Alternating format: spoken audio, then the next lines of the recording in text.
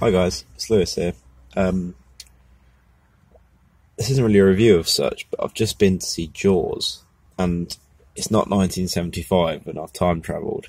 This video is really bad quality. I don't know if my memory's low on my phone, but yeah, sorry about that. Hopefully the sound is okay.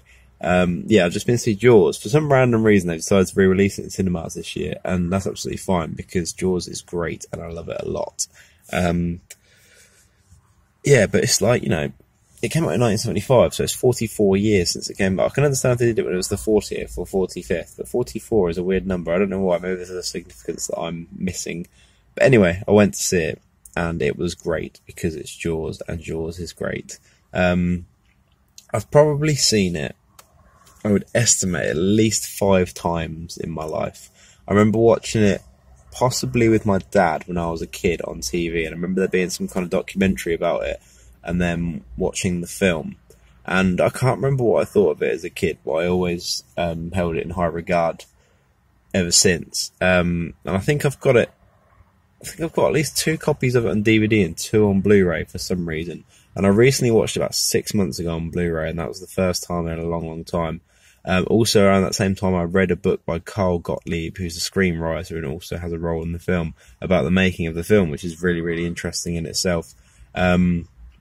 Yeah, it was Steven Spielberg's debut feature, not including the film Jewel, which was a TV movie.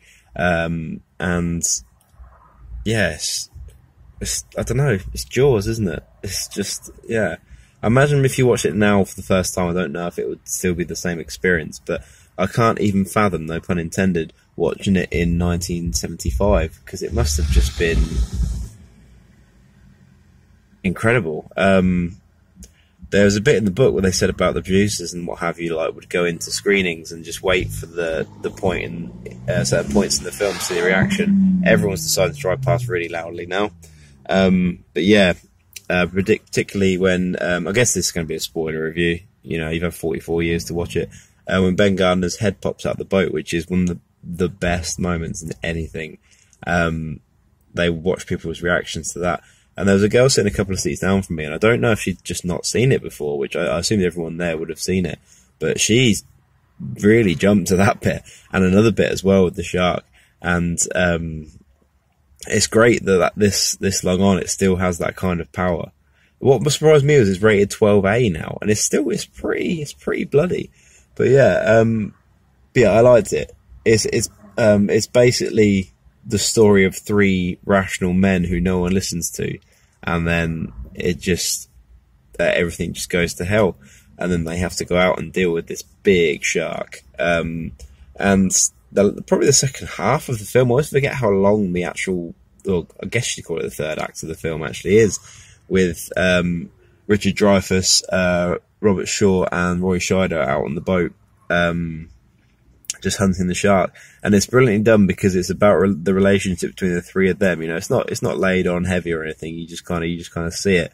Richard Dreyfuss's character Hooper is the young oceanographer guy, and Quint is the old hunter, the shark fisherman. And they bond, and they find out why Quint has this vengeance against sharks. And Hooper is, he has a bit of respect for them, but he still appreciates he's got a job to do. And Brody's just stuck in a bad situation.